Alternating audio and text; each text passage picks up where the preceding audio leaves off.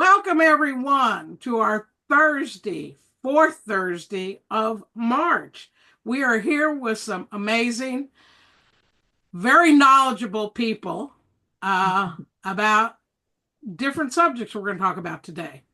And without further ado, I'm going to let Marilyn start and introduce herself, and then Steve, because we have two speakers today. So go ahead, Marilyn. Hello, everyone. I'm Marilyn Getas Byrne. I am here in Carmel, California, about 2 hours south of San Francisco. And I'm so delighted to be here. I just met Peggy recently, and we started talking about something called healing touch. I am a breast cancer survivor. I was diagnosed in 2010 and had a double mastectomy, 20 rounds of chemo, radiation. It went on for a while, hysterectomy, and I have recovered beautifully, and I am a patient navigator, and I also do something called healing touch, and we're going to talk about that in just a little bit. I just wanted to give you a little snippet. All right. And then, Steve, please introduce yourself and tell us what you do. You're muted, Steve. Unmute. There we go. I had to do, my dogs had to protect me from a baby walking down the street. They did a very good job.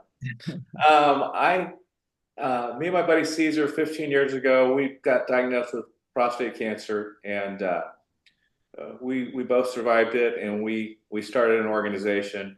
And I'm going to be here, and I'm going to tell you my little spiel that I give to the public, and then also give you my tips to, I think, virtually all cancer survivors is what I'm planning to give you here.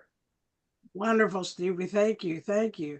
And we have Brett Miller and we have Ron Rappaport. Brett, would you like to say anything? We have Tommy on the call. Just thank you everybody for taking time out of your night to get on the call and everything, and look forward to hear everything you guys have to say. And then yeah, just tell me what you need from me and I will share those slides. All right. You want Marilyn's going to speak first, and so tell Brett what you need, and he'll get it up there for you first.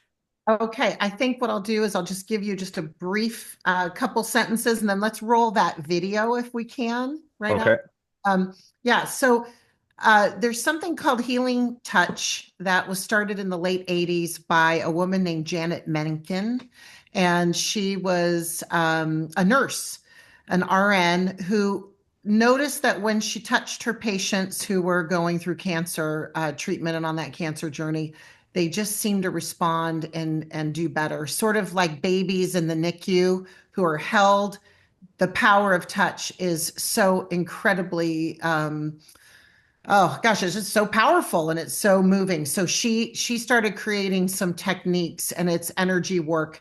That Stanford Hospital here, in the Bay Area in California, says they have been measuring, they have been taking all of the stats along the way, and they say, we can't tell you exactly how it works, but we know people who do it have better outcomes. So I'll let you roll the tape.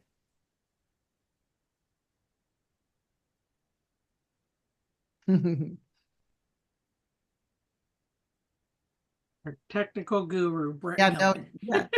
Thank you. I'm so glad you're doing this. Well, it's more so that it also had an ad on it too, so I wanted to make sure that played through. Thank you.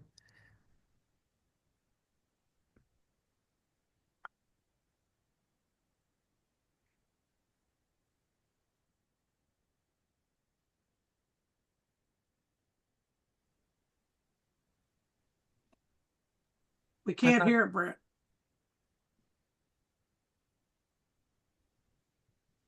You said it wasn't playing? No, it's playing, but you can't hear any sound. Audio. No sound. It might have, the voice might be muted. Well, the volume's up. I heard it all on mine. Oh, you hear it? Yeah. I don't hear it on mine. No, we're not hearing anything. And if it's not working and you want to just, if you wouldn't mind maybe emailing it out to the people in your group and they can watch it at their leisure, we can do that, or we can just kind of wait and see if this will pop up with audio.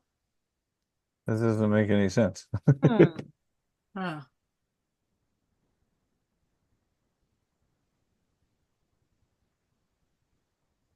It looks like the audio's, oh, there it is. But you can't hear it at all. That doesn't make any sense because I'm sharing the screen. Can Yeah, it you doesn't make sense. It looks can like you put something where you're in your room, Brett, so they can hear it while it's playing in your office? And Brett, it looks like the audio keeps going down. So if you hit that audio button again, oh, that's up. Okay. It kept going. It looked like it was going down. Let's try it this way. Maybe it's because I have headset in. I don't know. Oh, that could be it. Yeah, it might be your headset. Anything?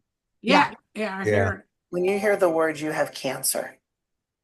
I was only 40 in my diagnosis. Your life changes in that moment. Healing. Okay, it's pausing. And I'm glitching here. Can't hear Lost it. it. We lost the sound. Brett's me. Person's body so that Good people now? experience less heat Okay. build up and less That's very weird. fatigue as they go through. Would you mind if we scrolled back just a little bit? So Yeah, you Brett. can- Sorry about that, guys. Yeah, that's okay. Your life changes in that moment. Healing touch can influence what goes on in a treatment program. It is designed through a series of techniques that we all learn and use to restore the free flow of energy in a person's body so that people experience less heat buildup and less fatigue as they go through a long radiation regimen, or less lymphedema or less nausea when they are in a chemo regimen, and just less stress. I could feel, just so much emotion welled up in me. When I initially heard about Healing Touch, it was a little hard to understand or see how it was going to help anyone. I had people work on myself, though, and you could see the change in the energy and how you can feel better afterwards. I felt this safety being there in the Healing Touch room. I felt like it was a place I could take off my mom hat, my work hat, my wife hat. And if I needed to just cry on that table for an hour and a half, I could do it. It really does give them a safe place with a provider with listening ears, who can get them slow down, just get them into that relaxed space. For me, the body, I could relax and maybe allow my body to heal in a way that I had never expected. And they allow themselves to become aware of what I think of as whispers instead of shouts. Just a remarkable benefit in healing. I always think the person that gets on the table is not the same person that gets off the table. I knew when I first started Healing Touch that this was going to be a path that was going to be very beneficial to my healing.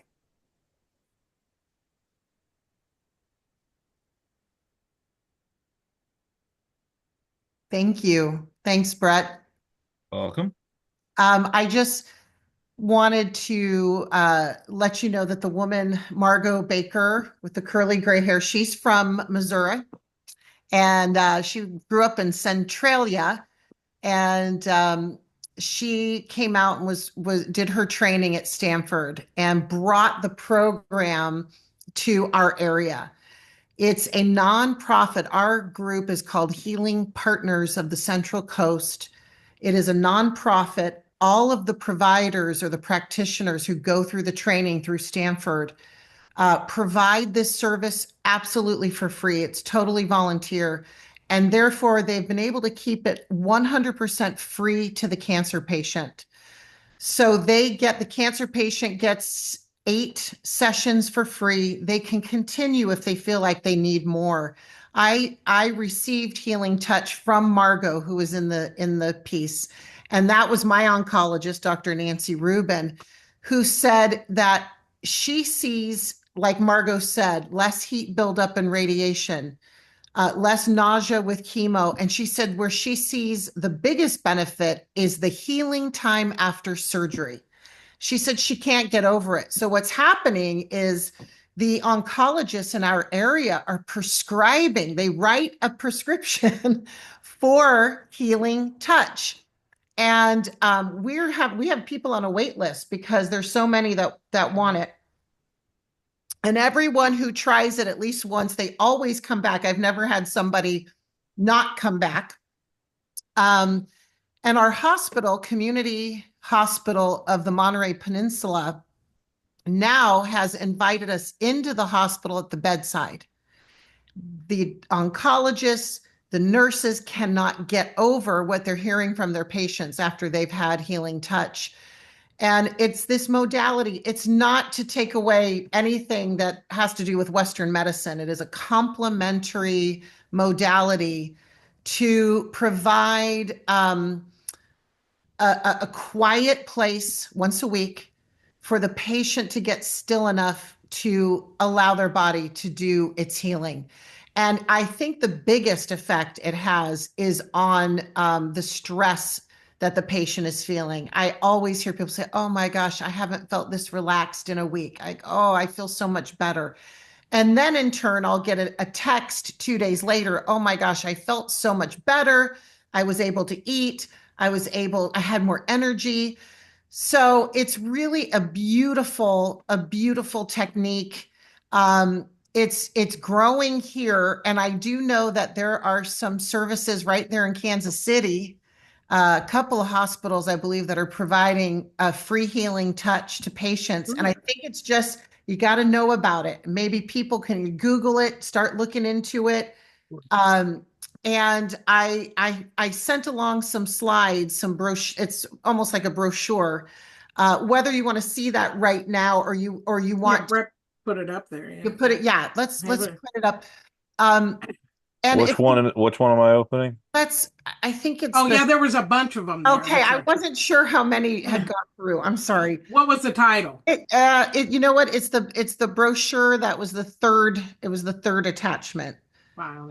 Yeah, sorry. And then Marilyn, tell them why are you retired and what you used to do? Yeah, well, I was a news anchor for 20 years with NBC and CBS affiliates on the West and East Coast. And I found out I had breast cancer at the age of 40. My kids were 8 and 4, and I retired early because of the illness and long treatment plan. So for a couple years, I was, kind of going through that acute cancer journey. My kids are now 18 and 22. And I remember thinking, I just got to get them through 8th grade. I just got to get them through 8th grade. So the fact that they're one's in grad school and one's a freshman volleyball player at Middlebury College in Vermont, it's just such a blessing. And every day, as I know all of you know, and you've all had, been touched by cancer, it's that acuteness or that acute knowing of how fleeting and how precious life is. And so I'm really grabbing on to that. And so I'm doing my volunteer work as a patient navigator. I get paired with recently diagnosed cancer patients, and they usually give me somebody with breast cancer who has young children, because that was, my dream. Yeah. And your son is also, what does he do? So my son is a tight end for Georgia Tech. Good, and he can get the message out to all of his fellow players. Number 88, he has already written some beautiful things about being such a fan of his mom and her warrior spirit, and it really just blesses my heart.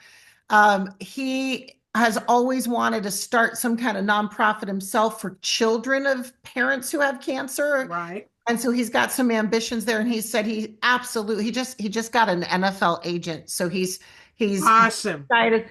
And he said, Mom, I want that platform to help people who are, because he's got to make sure that they know that it's pink and blue, not just pink. Yes. Breast cancer can happen to anyone. We know this, and it's getting that message. And I want to tell you, Brett and Peggy too. Peggy, after sending me your techniques for self breast exams. And Yeah. I feel embarrassed about this. It was the first time I had that conversation with my son. Go. So I want to thank you because I've had the conversation with my daughter. Yes, but you Haven't wouldn't had do it it with- yourself. See, most No, I know. And parents don't know. Well, we didn't know. yeah. You know. Yeah. So And- and he's thankful too. He said, please let everyone know that I'm grateful for the information. So Excellent. do you Yeah. have any questions for me? And we're good without the slides. I No, just but let Brett put them up. He's Yeah, got them ready. okay. It's just there's like 5 PowerPoints, but then there's a PDF and a Yeah. Word document. Is I it the think one it's page? the PDF that has it's more like a brochure. It's just it's like Yeah. 1 or 2 pages. I think so. Yeah. Yeah, sorry. And I Try just that. That's okay. We'll work it out. But yeah, we've got I talked to another nurse navigator that's working with us, Renee, in Colorado. She introduced me to a lady who's cancer patient too, and it's just created. She does the exercise side for cancer patients. Nice. And we're going to have Dr. Jay Harness on the conference, who is also doing a full-blown health, exercise, and diet. So is that it there? Excellent. Excellent. Yes. So you can just look through there. There's Margot again on the page there. And so you can see that it is a non-invasive form of energy therapy that complements medical treatment. So we're not saying, hey, do this instead of medical treatment. This is totally a complementary modality to help people alleviate symptoms while they're in treatment. That's basically what we do. It's based on the belief that vital energy flows through and around the human body.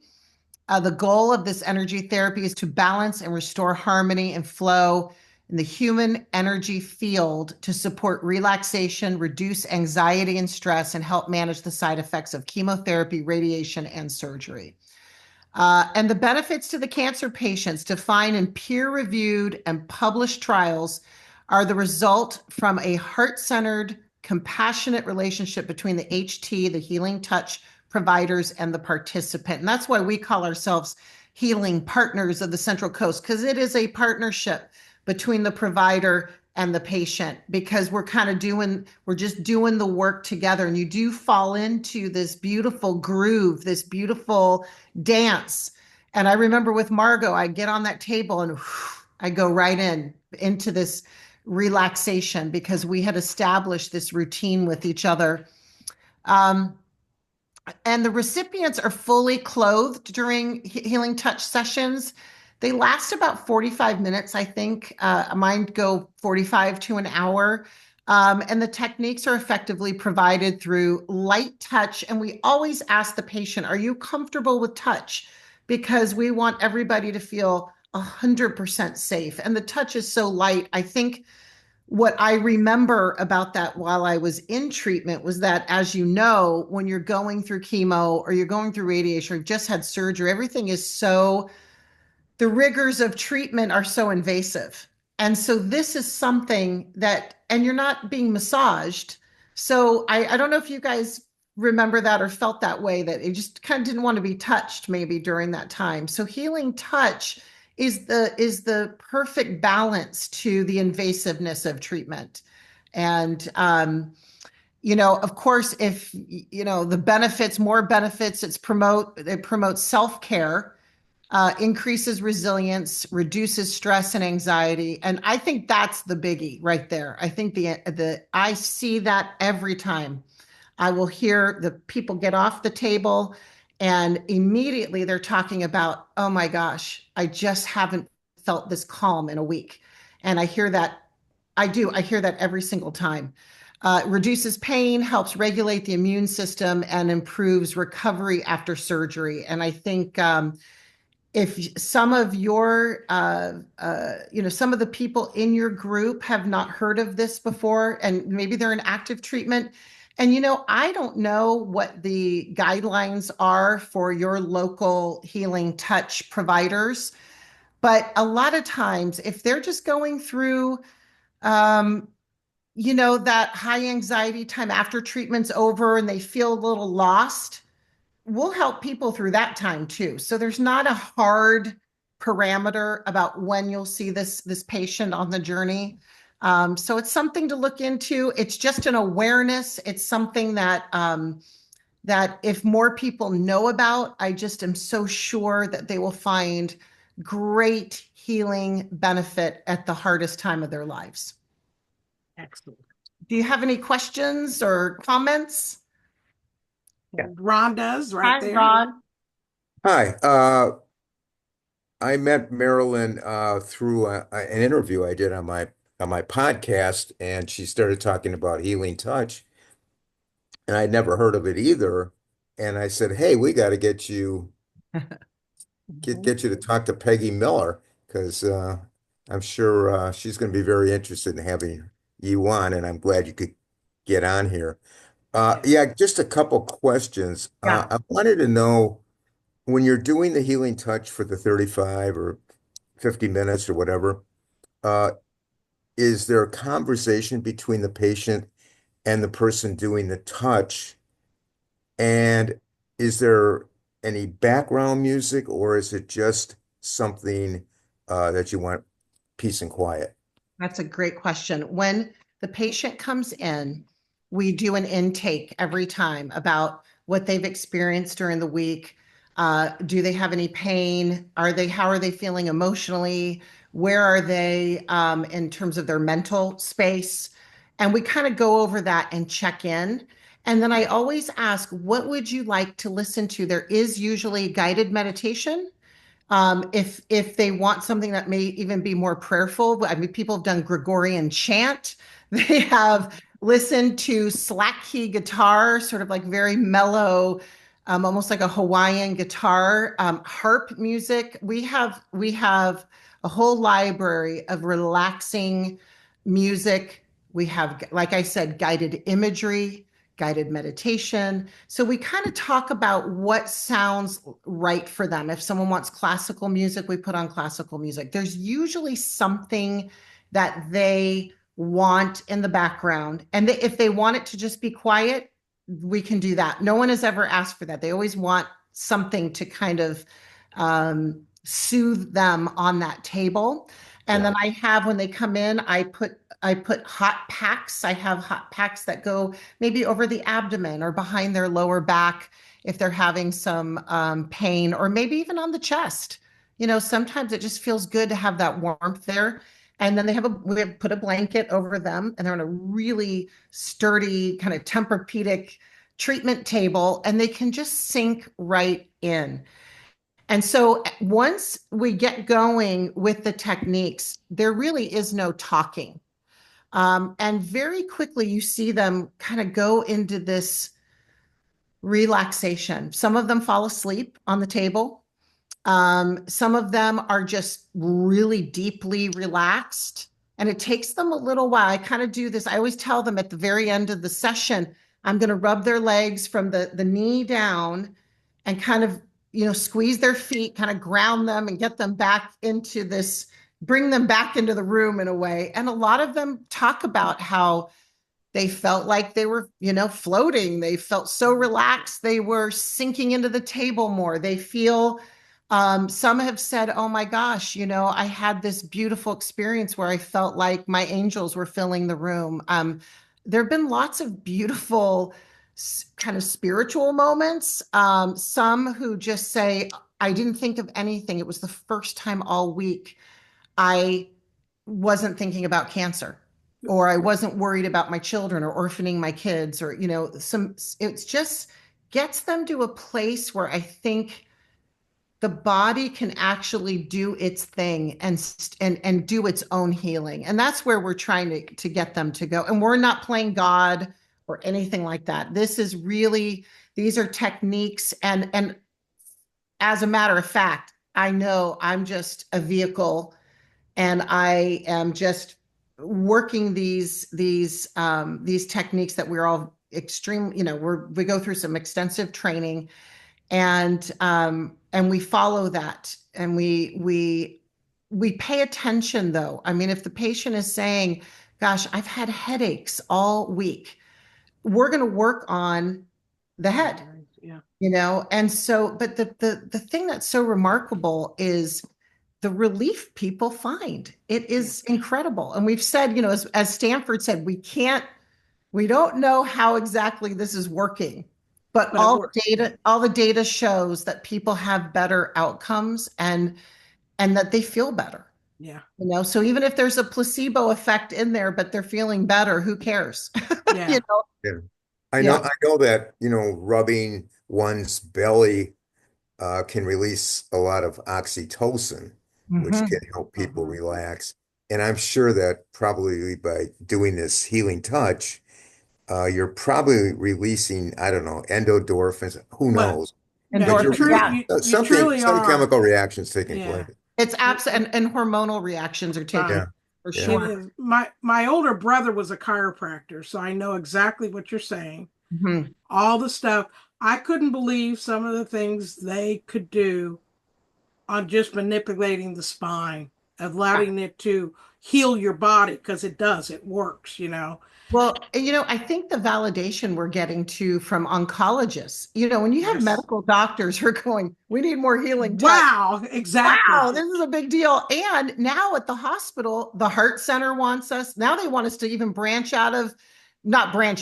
stay with cancer patients, but include patients who've had strokes, they want us everywhere. And it definitely works. Yeah. Yes. And I will say too, when my kids were home, especially during COVID, I had two teenagers, a freshman and a senior in high school at the time.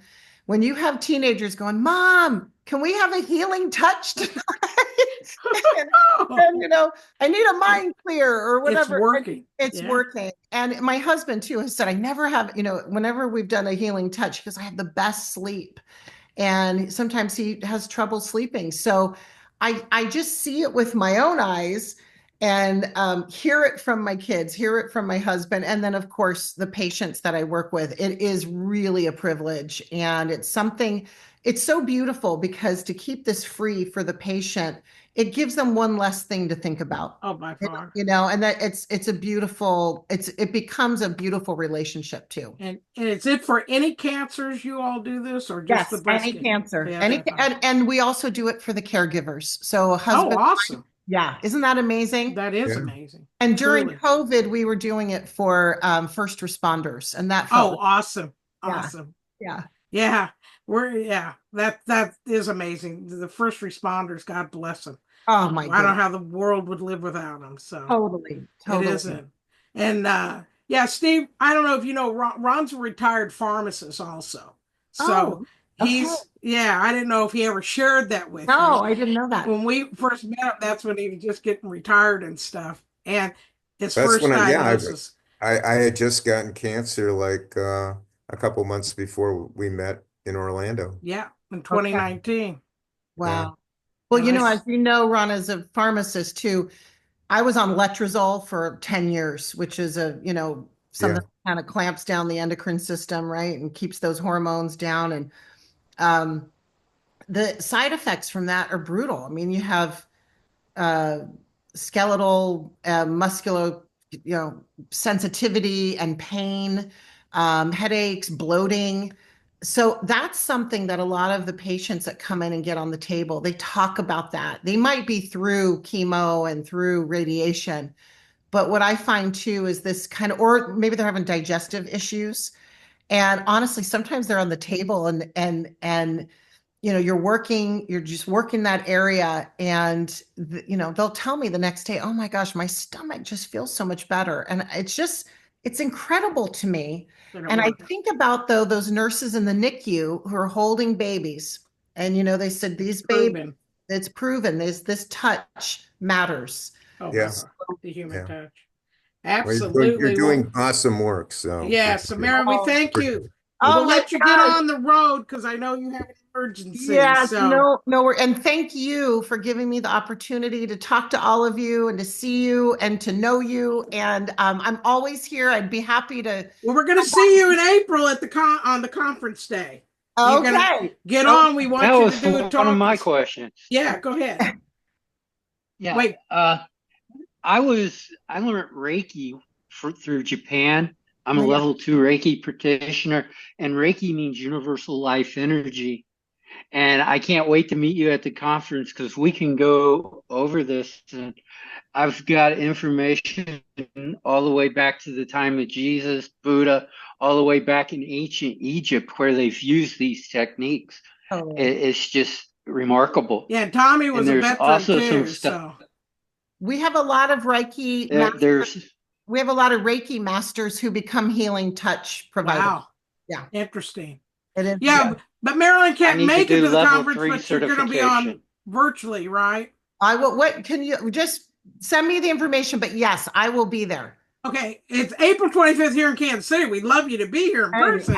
I know. Not sure I can swing it on the 25th, but you never know. It's 25th of April, but if you can't, we will bring you in live through Zoom call to the conference. That sounds wonderful. And you can talk. So when you get back, connect with me.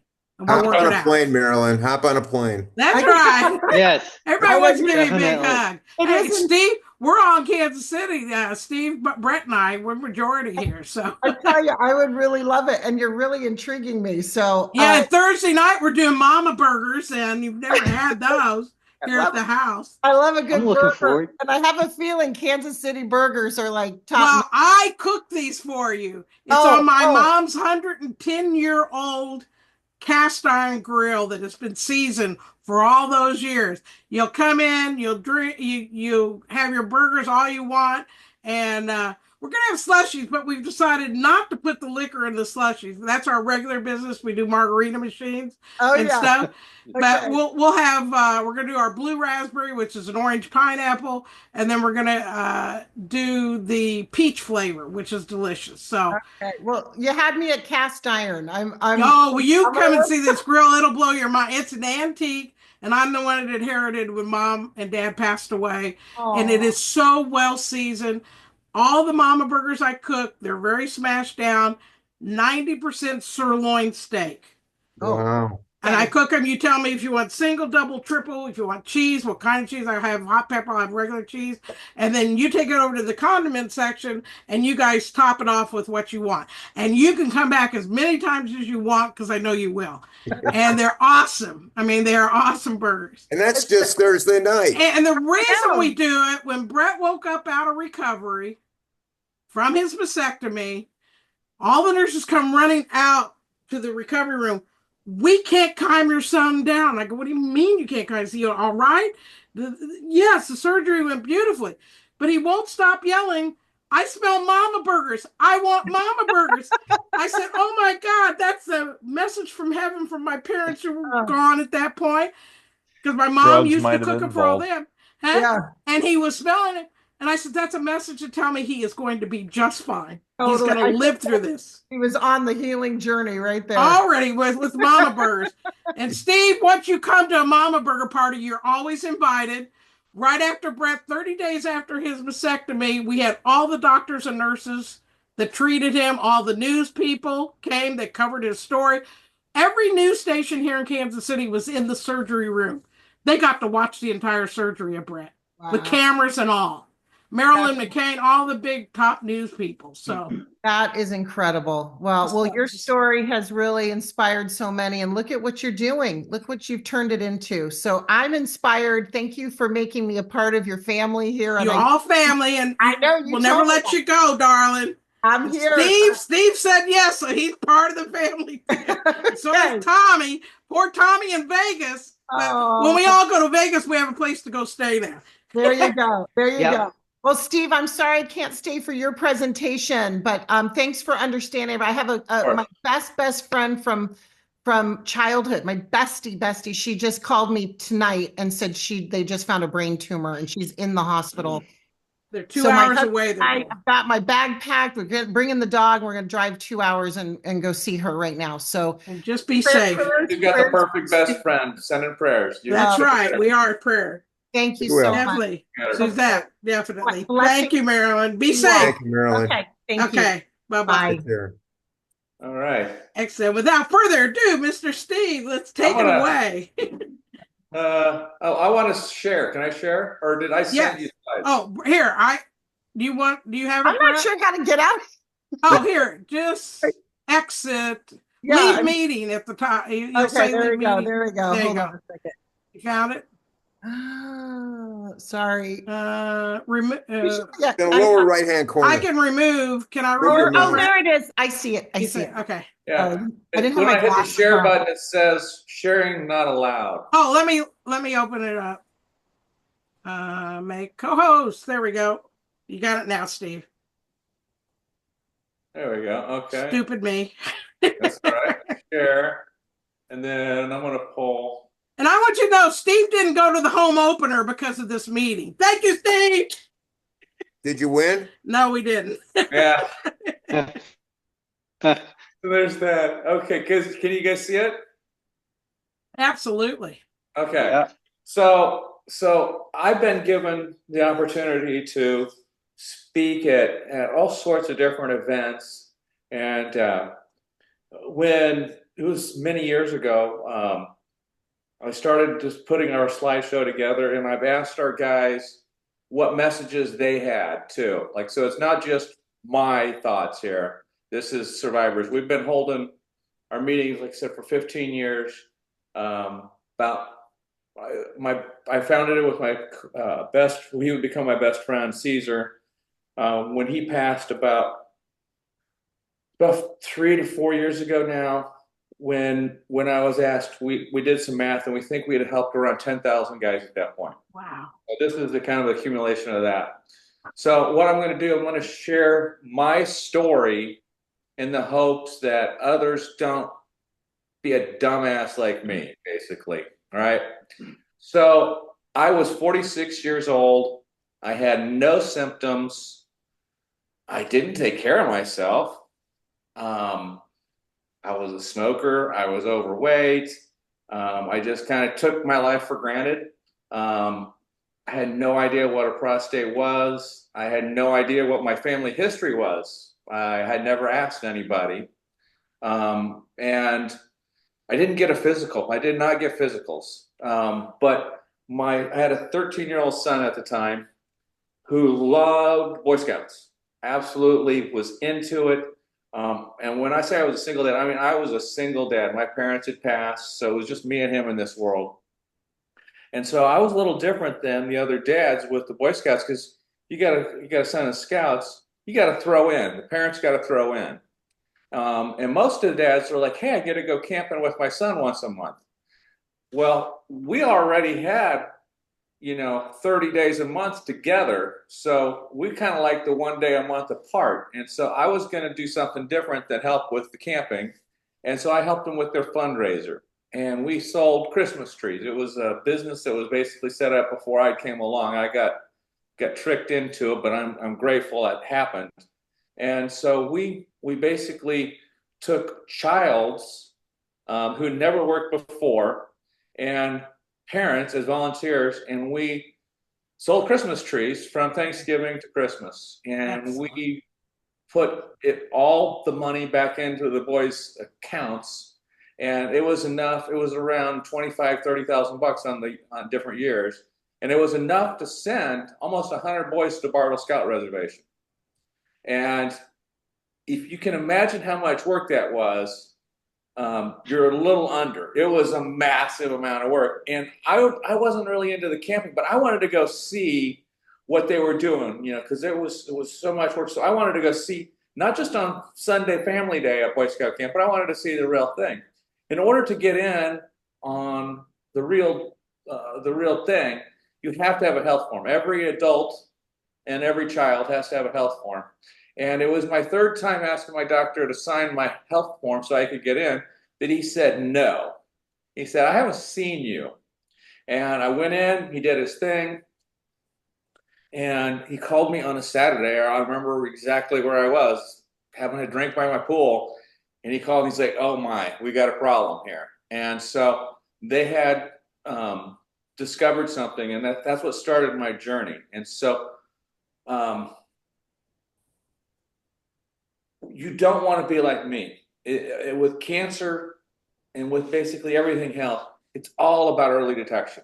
It's all about stacking the deck in your favor, with good diet and good exercise, And then also the annual physicals. And when I say annual physicals, I don't mean going to the doctor when your knee hurts or when you have a fever. You have to go when you're healthy enough to not have those other issues and let them just do their job. And you've got to be honest with them about what's going on. And you've got to listen to them when they tell you, hey, you need to cut down on this, or you need to increase that. You know, there may be some medications, but there was a lot of lifestyle stuff too. You need to really develop a relationship with a family physician. And ideally, if the guys can find a family physician who's a little bit younger than them and stick with them for their whole life, that would be an absolutely ideal situation. So I didn't know what prostate cancer was, and it turned out I had a family history. I had a strong family history, and it had been kept secret. And this was a highly hereditary issue. Here's the statistics. It's about 1 in 8 men are going to get diagnosed. African American men are not only just getting diagnosed at 1.7 times the rate, they're dying at 2.2 times the rate. And this number just breaks my heart because I can't speak about all the different. We're in Kansas City, and I know from listening to friends with the KU Cancer Center that the guys, whether they're black or white, if they get into that medical system, they get the same outcomes. And so what it really means is it's about the detection of it early and also the quality of the care. So we've got to change that. There's no reason for this. It is the second leading cause of cancer deaths in men in the United States. And it is the leading cause of new cancer for men. And this is a chart next that is another heartbreaker.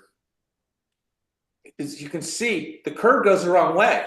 The curve's going up. And here's the thing. I think the number is now around 33,500 men will die this year from prostate cancer in the United States. And virtually, see, our cure rates are almost 100%. It's not 100%, but it's really, really close.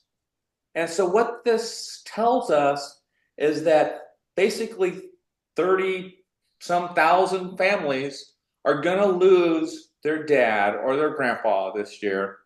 And it could have been avoided. It could have been avoided with really two things. It is to get the physicals and to get fit. And if the guys, when you're trying to encourage men, that's what we really want to do, is we want to encourage as many people as possible to go encourage all the people in their world that they have to do this. And it's because the ones that don't, they're being selfish, because men need to provide for their family. And if they get cancer, that's off the table, right? And then also their families love them. And to have them pass away, that's selfish behaviors. And so when I've helped with some screening events, I'm not a big advocate for the screening, so to speak. I really am an advocate for the physicals, because the physicals cover everything, right? I don't want them to just, survive cancer and then die of a heart disease, right? We want to have healthy men and live strong for their whole lives. And so we really have to encourage men, because like I said, I've seen at screening events guys bragging about, I haven't been to the doctor in 20 years. And I'm thinking, do you have no family? No one cares about you? Because if you've done that, you're really being a jerk to them, because you just can't do this. So and this is a term that I think is easy for, it's not mine, but it's brilliant. Male. If you remember one word from my talk here, male. Men are leaving early.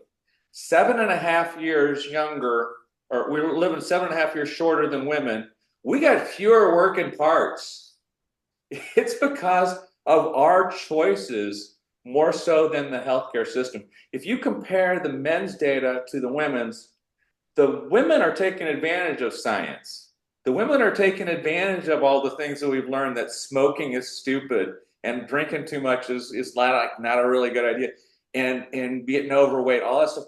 So men are leaving early. So statistics, it's almost 100% if they catch this stuff. And the other thing, it's not with prostate cancer, it's the side effects of the treatments are dramatically different if it's caught early or if it's caught late. So if it's caught early, the treatments are much less invasive and they leave the guy basically where he was almost before it started. He might be going through something when he goes through his treatments, but if you catch the stuff late, we're talking about incontinence and erectiles. So if having erections are important to you or to your partner, catch it early, and then you get to keep the stuff. If you catch it late, well, that game is over. So that's another motivating factor. And I don't think a lot of people know that.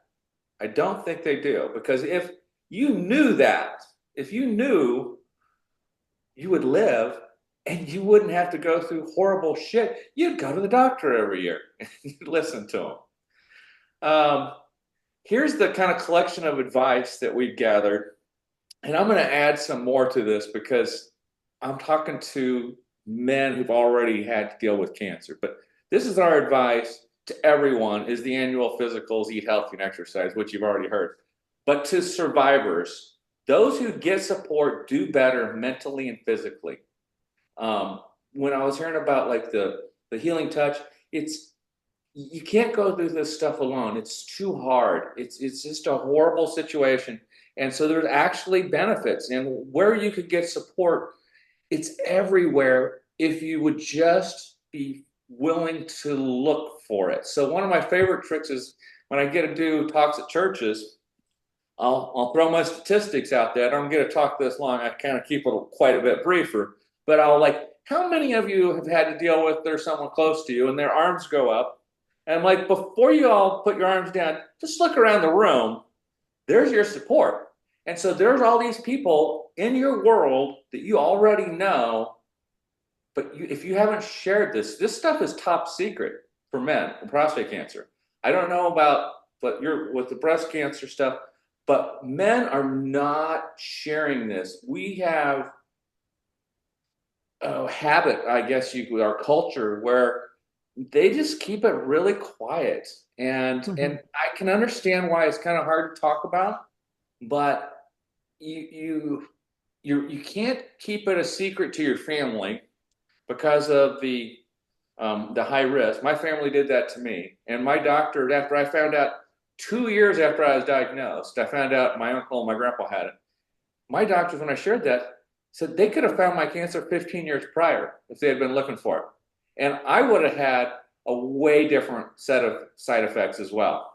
And I'm like, well, shit, so I could go back. I'd tell them I love them just as much, but I'd give them a kick in the ass,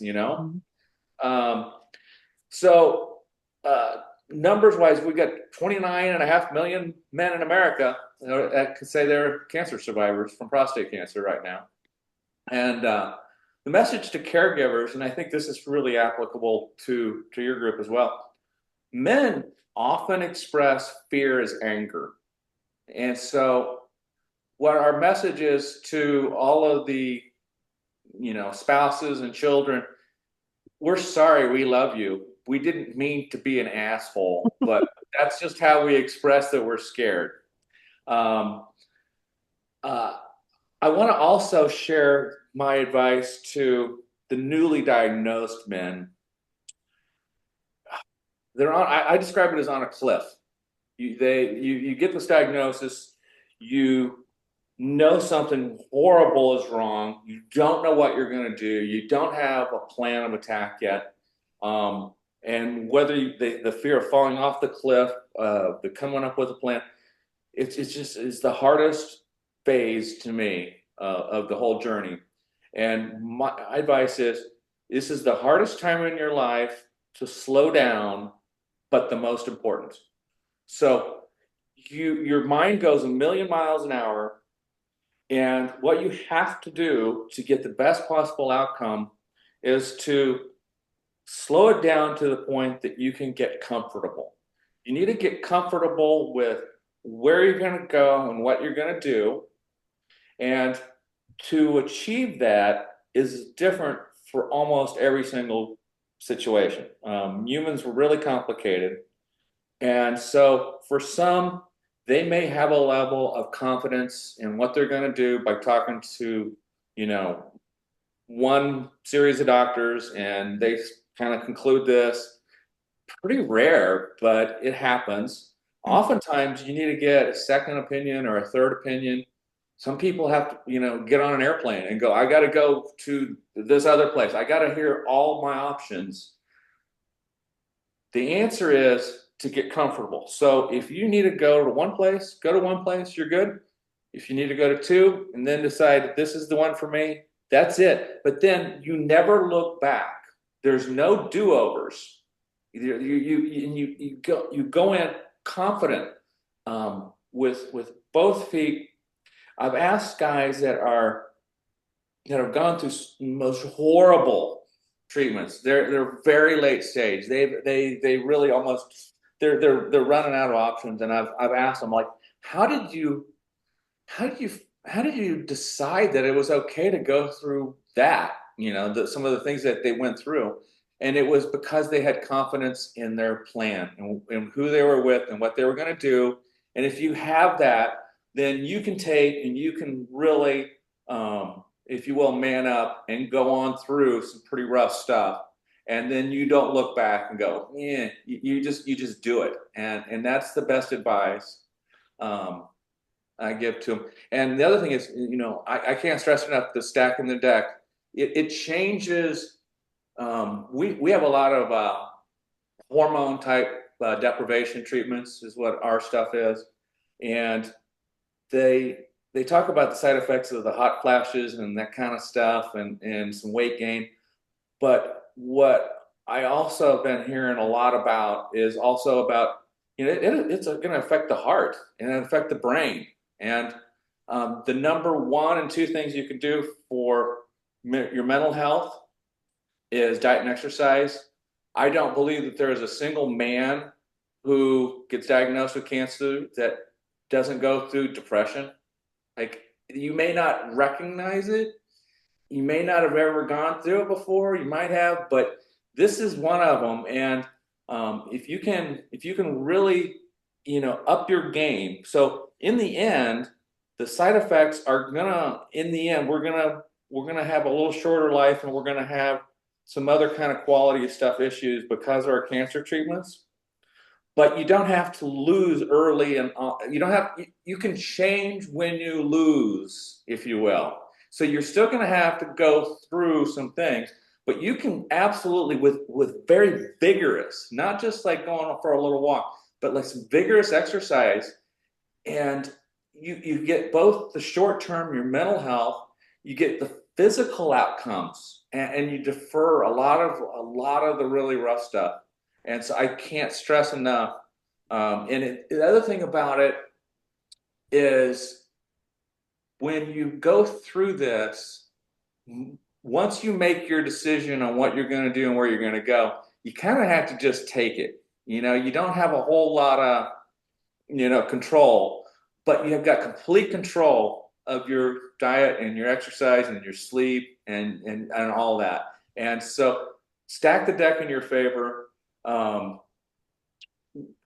This may or may not be relevant, but this is what we do. We don't miss. It's the first Wednesday of every month, and it's hybrid now. So if the guys are in person, they can come, or they can do it from their tablets, or if they're, like I said, our stuff is top secret. I've seen guys do it from their trucks. Their family doesn't even know. And I think you guys have already, I'm positive to know this, that the fellow survivors are just naturally gifted support people. The people that have already gone through it are the best. Like, we don't have a professional in our organization. We're a little different than most. There's like a lot of professionals that do the cancer support community and stuff like that. Love them to death. But our thing is all survivor led. We are just survivors, and that's what we do. The last thing I've got is the screening. It's basically all men 50 and up. But you don't need to know that. You just need to go to a doctor. If you go to a doctor and you're over 50 and they're not screening you for prostate cancer, well, you need to find one who cares about you.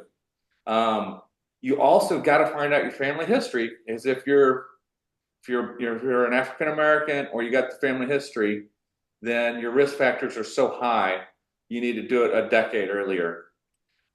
There's 2 tests for ours. One is a blood draw, and it's like $20. It's like the world's cheapest little blood draw thing. There's the DRE digital, meaning your finger is a digit.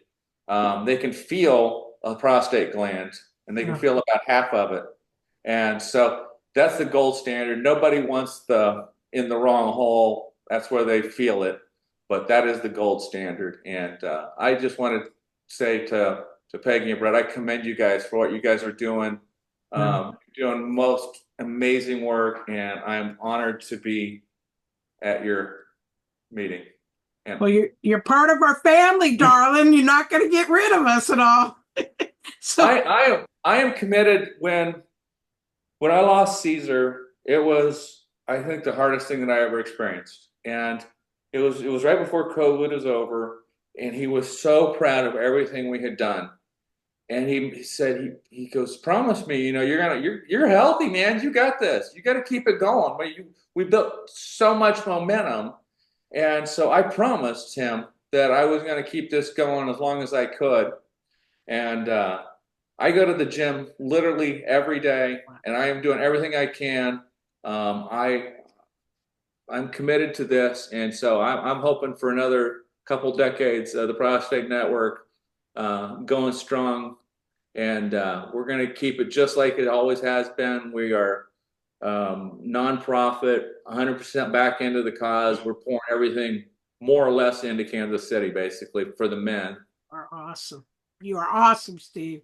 Thank we you. We got to meet a while back, many years ago, when this all started with the breast. It was at one of the. Was it the block? Cancer, one of the block, yeah. That's cancer. how we. That's when we met you. Yeah. Everything started with the. It did. Bangie's Block Cancer Action Day, man. Those things are. Oh my God! And it is, and they were my neighbors growing up. Henry lived up the street. Also, Richard lived up the street, and then on the other corner was Jimmy Block, who is David Block's, dad. They lived on the other corner. We were on 63rd between War Parkway and State Line. My maiden name was Eddie. Eddie's Restaurants were my dad. And they created that whole neighborhood together, those generations of families. And Joyce B. Hall lived on the other corner from Hallmark Cart. We had started before we went to our first Survivor Day rally. Yeah. And we were homeless. We had started, we were in a library. Yeah. And we were going, we were doing our thing. And at Survivor Day rally, Sally, who had helped bring Gilda's Club to Kansas City, she knew what we were doing. She heard about our story, and she goes, that's exactly what we need. And she sent me down there. She said, you tell them Sally sent you, give you the big room, put you on the calendar. Yes. And the history's written now. Totally it. And like I said, we'll never let you go, darling. Ask Ron, ask Tommy. Poor Brett has no choice. But your family now.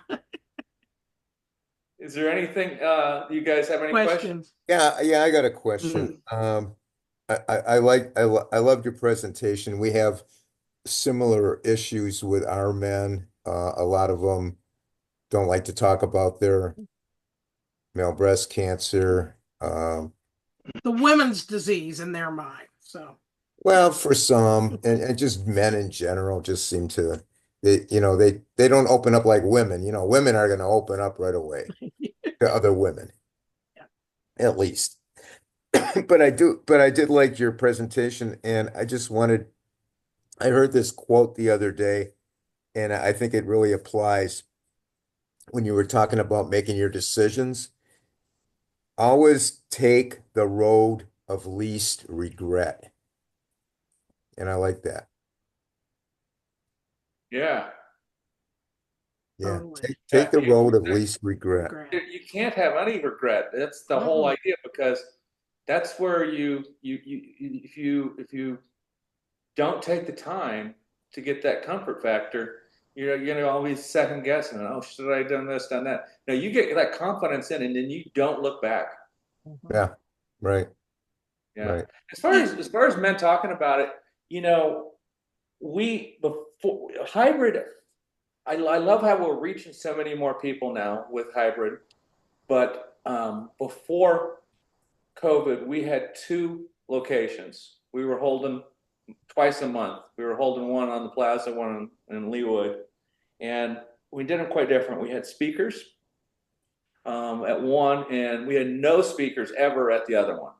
And where we had no speakers, we separated the men and women. We did not let them interface with each other. And we were actually getting more women than men almost, because the guys wouldn't come, but the spouses, they're going through it too. The whole family goes through this thing. It is. And though when we separated the men opened up. When it was only other male cancer survivors, and I think what it was is men didn't want to offend another guy's spouse or partner, kind of thing. Just wouldn't talk about like some of the real stuff like that is going on and what they're feeling.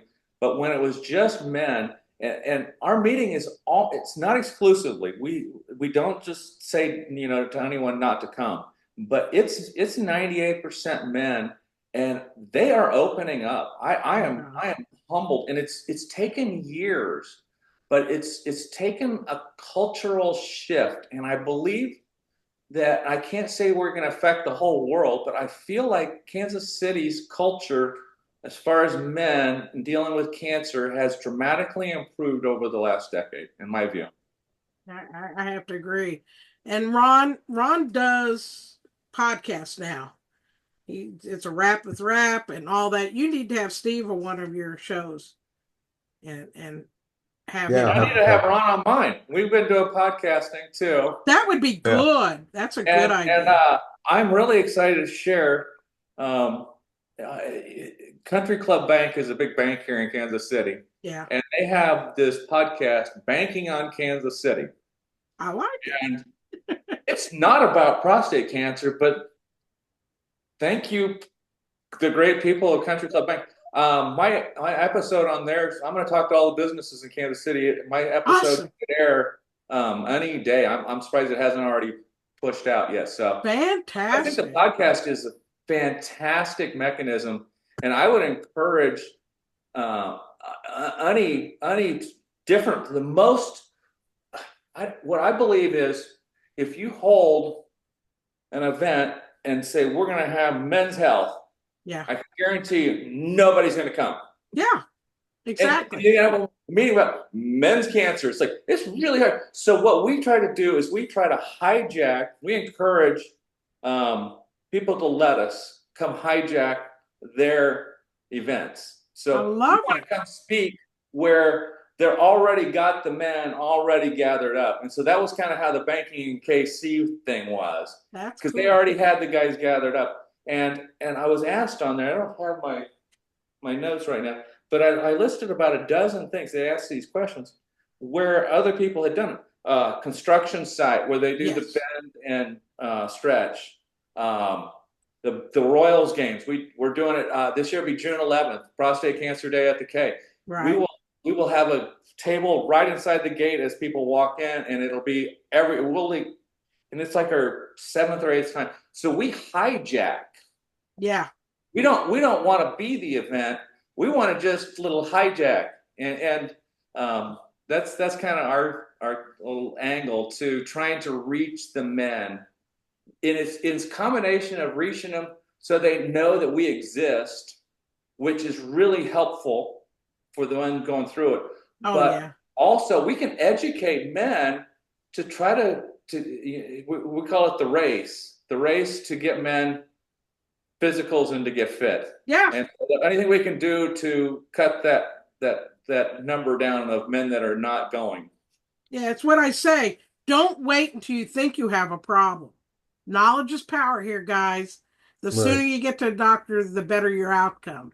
Tommy, are you stage 4? Tommy? No, I was stage 2. Stage 2. Almost good. Stage 3. Yeah. Yeah. And he's veterans and all that. So, I mean, that's a whole nother You know, side. veterans don't talk. No, they I know don't. 6 people, and they're like, I don't want to talk about it. I'm like, but you had breast cancer. They're like, I don't want to talk about it. So it's just crazy. This is what hopefully someday we'll be able to change that and all. But have you been to the Survivor Rally down at the VA? Or I don't know, what city are you in? he's in Vegas, Las Vegas. I'm in Las Vegas. I don't know whether it's true in all of the VAs, but you might reach out to your VA and ask them if they have a Survivor Day rally. We went to the one here in Kansas City. There's 2 VAs here, actually. The one in the center of the city. We've gone to their Survivor Day rally and set up a table. They have a kind of auditorium, and they have a little kind of deal. And we set up our table there. The first time we did it, I've never seen so many people come to our table. I was just like all alone, and and this lady, she was watching it, and she came up to me afterwards. She was like, "Can you come back?" And I'm like, "Yeah, do you do this every year?" And she goes, "No, I want you to come back like every day." I'm like, "No, you understand." So it's the number one issue. Prostate cancer is the number one issue at the VA. Big time. It's all over the place. Yeah. And they're rallied. So if they've got a rally and you've got services for them, you should be there and connect with them. Being a veteran yourself, they would eat you up, man. I'm positive. Get involved. Yeah, it is. And I've tried to get the information for this organization, and the VA out here is really tight-lipped. I found the 6 people that had breast cancer through other people. Wow. And it's like the VA is like, how'd you find out about them? I'm like, well, I know this person because we walk in my community, and he told me about, well, he shouldn't have told you about the other person. I'm like, oh, that's bullshit. Yeah. That's the only way you're going to help each other, you know? I think they're worried about the HIPAA laws. Yeah. I know they are. Exactly. HIPAA doesn't exist for us because we don't ever ask for any money.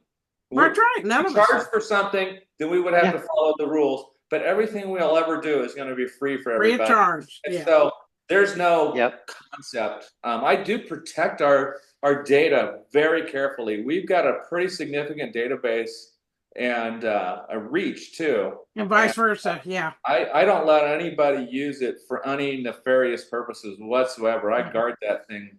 And I did information security for a living. So I'm and we're right with you. Just don't let it out. Now we learn the hard way sometimes. Yeah, you turn every control on possible to protect this data. Absolutely. But no, I mean, this is amazing. And I can't thank you enough for being part of the call now, but especially being part of the family. We won't let you go, and to be part of the conference coming up, because both these guys are going to be here in person. So you guys will get to meet, and let's figure out how to collaborate more. You know, brain power and knowledge is what we can do to help change this world. That's the only thing we're going to be able to do. What Caesar always said was, alone we're going nowhere, but together we can do about anything. It's all about teamwork. We've copyrighted hashtag together we will change the world, because that's what it takes. We had a hashtag. That's right. You said our hashtag was stronger together, and then somebody I like that airplane that was running for office, and we just stopped using it. You stopped. Steve, are your support meetings are for all men with all types of cancer, right? You know, anybody who's welcome, but we're specific on prostate cancer. That I have a significant amount of knowledge because of all the years doing this, and I sit on all sorts of things, and it's all specific to prostate cancer. Like, cool. I'm helping write ASCO guidelines now. Oh, really? Okay. Yeah, I sit on excellent. all sorts of things, and it's all specific to prostate cancer. We're actually even rolling out an app our app is just about ready to launch. That's what I was telling you, Ron. You It's needed to talk specific about to that. prostate cancer. Yeah. It is very much specific, but 98% of the stuff that will be on our app, it would help you too. Mm-hmm. And I think that's good. You're working with KU on it, University of Kansas, right? Yeah. Well, it's kind of interesting because they felt that my testosterone was fueling my estrogen, which was fueling the cancer. So I'm on leuprolide injections, which you guys are really familiar with, I'm sure. Yeah. Because my PSA is like 0.05, and I'm on another anti-hormone pill. So I can kind of relate, like getting the hot flashes and all that stuff. So we have Welcome to my world. We have a similarity. Yeah. But the only thing is, they call this menopause, and they wanted to do it for 10 years, and I said, I don't think so. So we got 5 years, but they call them vacations now. And so what they found was you are doing you must do genetic testing, right? And you should be probably getting 2 or 3 treatments, not one, but 2 or 3 kinds of treatments. And with the deprivation, the androgen deprivation stuff that you're talking about, there's more than just Lupron. There's pills now too, and there's a couple different ways. And they call them vacations. And so once you receive some level of success, like that you have gotten a period of time where everything is in line, then they can let you try a vacation to where you recover from those side effects, or start to, and see if it will hold. And oftentimes it does hold. And in fact, it's even going further now. We let doctors even ask questions, and I'll take the questions to our meeting where the survivors are. We have doctors about maybe 4 times a year, but the other times we have just survivors talking shit. And I posed the question. So the doctor wanted to know, would you be willing, if you had successfully been treated for your cancer, to do a little testosterone to help you recover to get back to normal? Yeah. And originally, like just a few years ago, decades ago, people would consider you an idiot for even thinking about it. But no, because we're past the vacation now. Vacations can be saved from it, but would you be willing to take a little risk? And it was fascinating. So the single guys were pretty much going, yeah, I'll take a little risk. The married guys were like, I don't want to do that to my spouse, because I don't know if I should put her through that. But so you can actually successfully treat these things and then get the testosterone back up, and if you can't get it naturally with the exercise and stuff like that, they're doing a little interventions, and it's being trialed. They're like basically trials right now going on. Yeah, I think you're in a much better situation with men with prostate, because you're 1 out of 8, which is like the same rate as female breast cancers. Our problem is there's not that many men. There's not that big a pool to do that kind of research. And so we're kind of stymied from that fact that we're such a low number.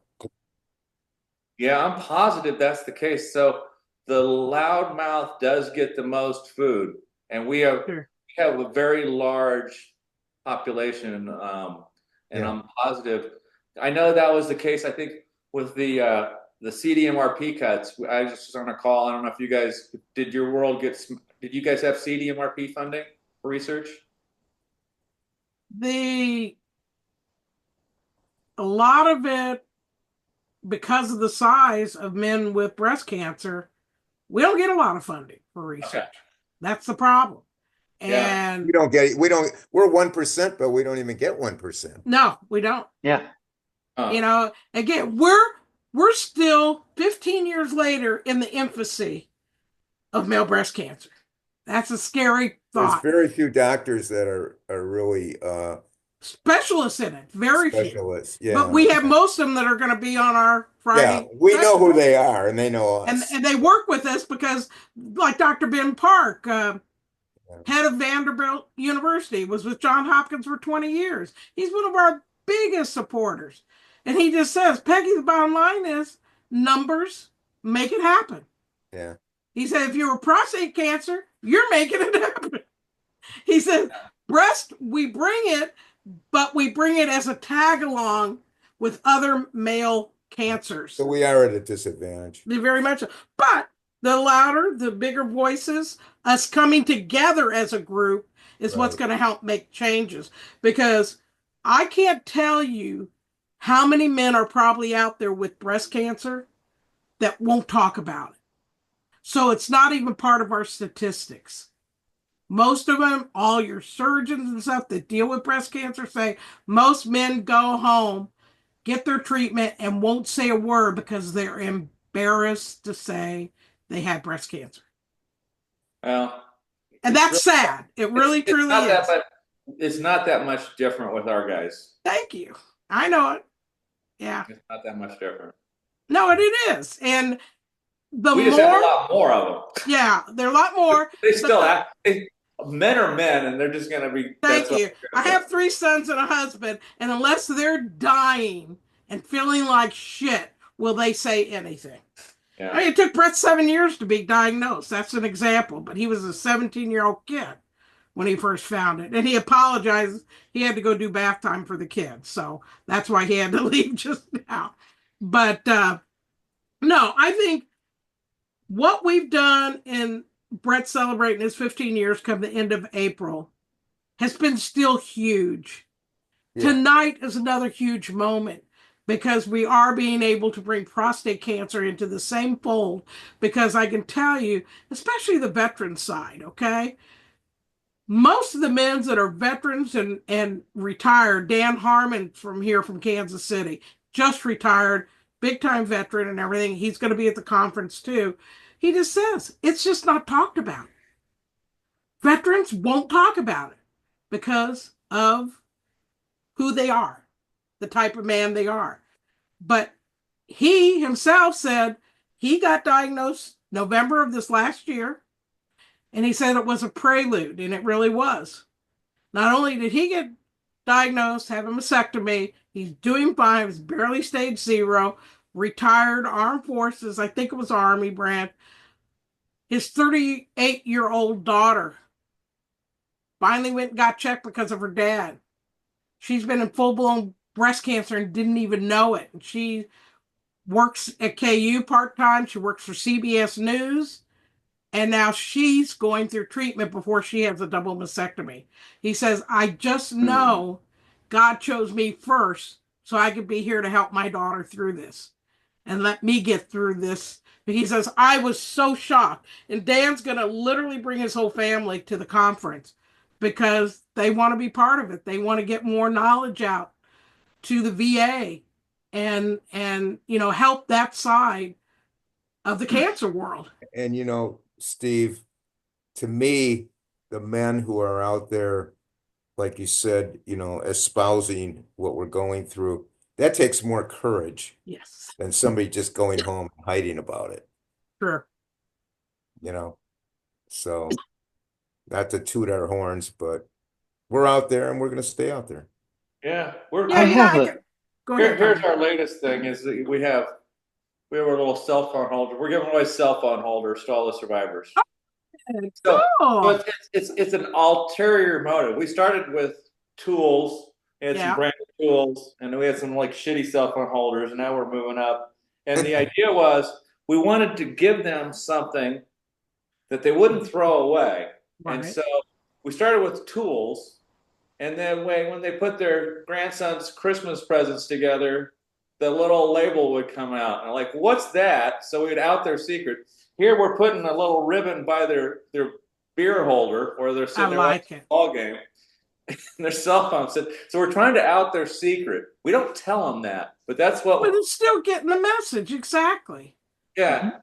So we don't make them even have to talk about it. They don't even have to come to a meeting. If somebody happens our way and we can hand them one of these, we call it a gift. And so Right. we say, hey, go give that survivor a gift. And then we kind of added their little secret. So yeah. And we're make putting it together easy a gift bag for the conference too. And hopefully these guys will use it and put it out there. yeah, yeah. But, you know, go ahead, Tommy.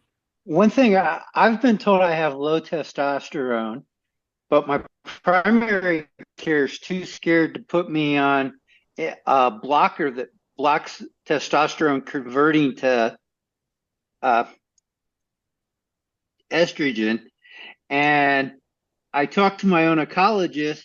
He's like, you can't raise your testosterone because you had breast cancer, and testosterone it converts to estrogen. Which, yeah. And I'm like, well, do you have any studies on this in men? Because low testosterone can lead to other cancers. And the only thing he can tell me is, well, in women. And I'm like, it's all they know. I need somebody to talk to. And that's why I say that. You're scaring me, Tommy.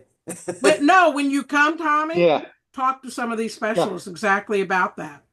Ask that question. I am just like, you know, I just like want to pound my head in a wall because one doctor's telling me I need to do this, but the oncologist has to say it's okay. And the only thing he keeps telling me is, well, in women, this is it. I'm like, I just found out there's a pill I can take that blocks testosterone from converting to estrogen.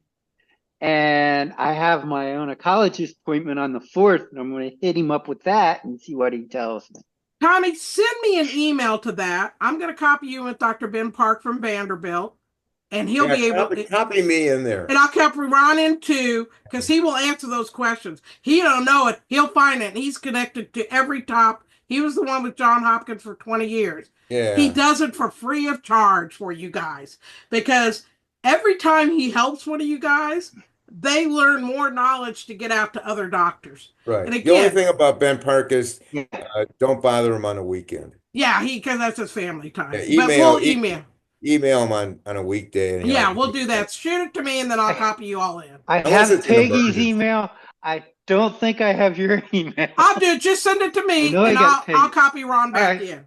No problem. Okay, cool. But yeah, I mean, and again, the same way, Steve, on the stuff with prostate, you know, as I get more men that not only have had the breast cancer but prostate cancer, if it's all right with you, I'd love to turn them to you as a connection. Would that be all right? Oh, we're doing everything we can to let them know. And, you know, whether they come or not, I would say out of every 10 people, every 10 men that are told, hey, you need to go over there and do this, I'd say maybe one. Exactly. But I say that, but all 10 are grateful that there's something there. Right. And that's what the podcast is for. So even if they're not in Kansas City, they don't necessarily want to come to a meeting, right? For a variety of reasons, but I know that they're grateful that they have resources. No, to know about them is enough for some of them to make them feel better. And so everybody should tell everybody. So I was going to say, if they're not in Kansas City, could I still connect you with some of them so you can tell? Yeah. That's what I'm saying. I mean, I have a family relative. He's going through it right now, retired, and he is so embarrassed he won't even talk about it. He's starting treatment. And it's sad. He's finally starting to come around. I talk to him like it's an open book because of the breast cancer, and I just keep telling him, you have got to get your knowledge so you feel comfortable with your treatment. And if you're not getting the right answers from the current doctor, they're the first ones to tell you to go get other opinions. You, the person, has to feel comfortable with the information you're receiving, just like Tommy's saying. He doesn't think he's getting it. There are a million doctors out there. I don't blame the medical profession. God bless them all for what they do, but they only know what they've been taught or what they've experienced. Mm-hmm. Any human being does that. And if they work more with the breast cancer, they're going to know it. If they work more with prostate, they're going to know that. But that's where our networking and collaboration comes together to hopefully get someone like Tommy to get his answers. And I wouldn't stop. You're entitled to it, to get other, Yeah, I every time I see them, I ask them this, and they're like, "Well, what's your oncologist say? What's this person say?" And I'm like, "Well, they have this pill. I just found out about the pill." I'm like, "Can I take that pill with tamoxifen?" I already know what they're going to say. We don't know. Well, Ron's But the I one gotta that does ask. research. Get with Ron, your buddy. I'll connect you two. You guys need to talk. Okay. Yeah, we Because he do. does that's why he does. And it Yeah. was, thank God to Ron. He's the one that came up with doing the men's only meeting once a month, and only the men are allowed. Like on this meeting, family members could attend this meeting. You see some of our response, but we do, because I record this meeting, Ron doesn't record his. This one goes up on our YouTube channel, and we get hits like crazy when it's being Yeah, Googled or and, searched out. and I have even on my podcast, which covers people overcoming adversity mostly, Right. it does cover other useful information.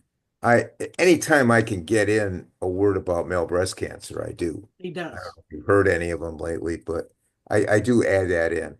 And And that's how we met Marilyn tonight that was on well, here. I met Yeah, Marilyn. Ron hooked her up to us. So Yeah, she was talking about healing touch. I said, okay, what's that? And she said, well, nobody knows about it. it And then works, though. I I told mean, her about Yeah. you and our group, and she goes, oh, I'd be honored to be on. So yeah, yeah, so the and I'll doors be are opening. It's just, it's a it's I'd process. all. be happy if she shows up to the Oh God, conference. would that be amazing if she comes? Yeah, I hope she does. I'm going to try to we talk could her have a into it. long conversation on a She lot of might, things she with might show Reiki up. Who and knows? Yes, frequency. I think so too. And again, like I shared, my older brother who's deceased now, and he died of a very, very rare breast cancer. My older brother was Chuck Eddy, and Steve, if you're from the area, he was a city council member. He ran for mayor.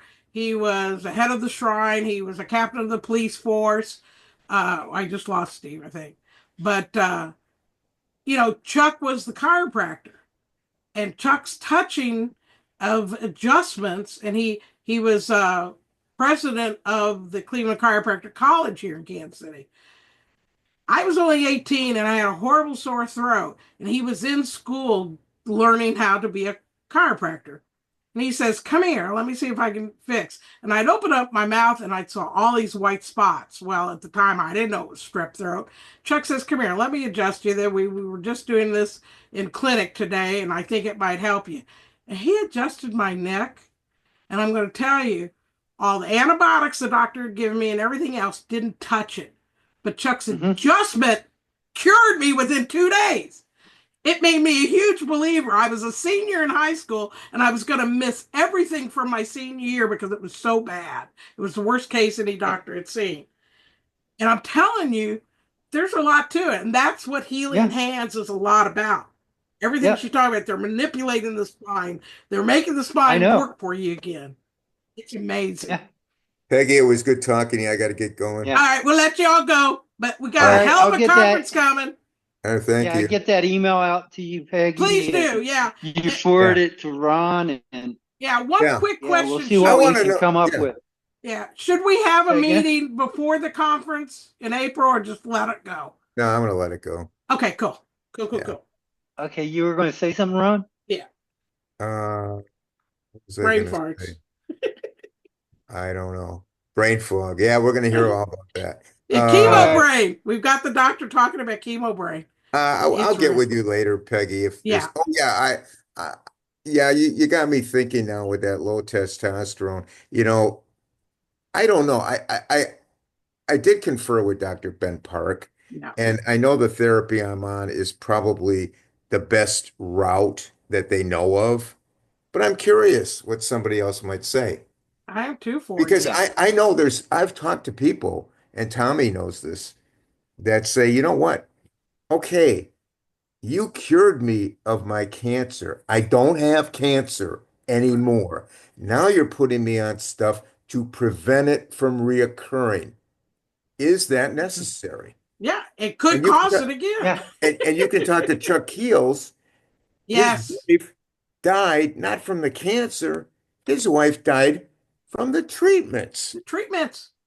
My brother died from the treatments. The radiation treatment for his neck destroyed the lower lobe of his heart, which killed him. Not the cancer. He was cancer free. And it was a very, very rare cancer they had never seen. So did they overdo it? They over-radiated Chuck. Yeah. Exactly. Because it was so it was right here in his neck, and it was so close to his heart, the radiation treatments destroyed the heart. And remember that guy that came on board for a while? He was from Jacksonville. He was a U.S. Marine, an older guy. I don't know if you remember Marty. I think Yes. Yeah, well, he had to cut he told them at MD Anderson, I'm not taking any more radiation. Yeah, and I don't blame you. It goes back to you yourself are your own best advocate. If you don't think it's working for your body because you're the only one that lives in it, get to your current doctor. If your current doctor doesn't know, get another opinion until you find out what's hurting you. I know. You can get another opinion, but I'm kind of on a fixed income, so I'm kind of stuck with my TRICARE and my VA. Well, exactly. But this is where we get the other opinions, like from Dr. Ben Park and other doctors we've got within our community that are willing to help you guys. Okay. But we are at a distinct disadvantage, everyone, because we're such low numbers. They just they don't have the answers. No, they don't. They truly don't. Yeah, but also breast cancer in men has been known to spread to other parts. And the way they're finding in a lot of people is they find it somewhere else, and then they trace it back. And this started with breast cancer. Totally. And what does the VA put down? He had colon cancer. He had prostate cancer. They don't put down it started with breast cancer. No. So No, that's true. So they're skewing the numbers, Right. That's what skews our numbers of how many had it. So I get it. And again, my son-in-law, he's a veteran, and he deals with this at the VA every single time he goes to the doctor. It's just a nightmare. But well, we're excited. We're gonna make this thing happen, guys. We'll see you in Kansas City, Tom. That's right. For Mama Burgers to start with. Kansas. All right, guys. Love you. Love it. Talk to you soon. Bye-bye. Bye-bye.